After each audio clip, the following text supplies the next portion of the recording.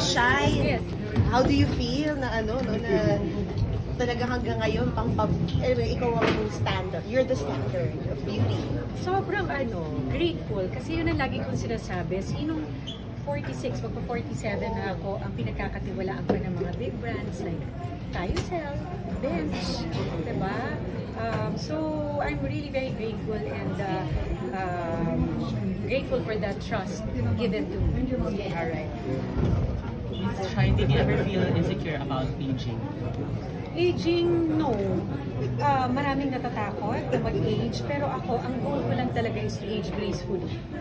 Yun lang talaga. So, hindi mo tinatago yung edad? Never ka nag-showbiz age? Hindi.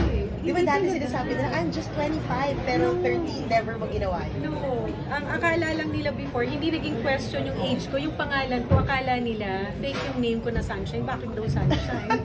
Yun, pero sa age, never. I've always been proud of my age naman. Kaya nga minsan, diba sa online, alam naman natin, tanda mo na, sabi ko nga, it's a blessing.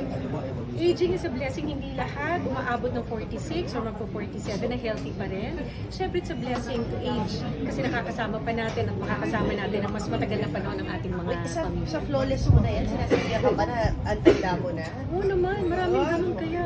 Sa online? Oo, Lola. Tanda mo na. Ganito ka na. But it doesn't matter. It doesn't affect me. How do you deal with that? Minsan, pag bored ako, nagjo-joke na lang ako. Or minsan, dead ma. Ganun na lang.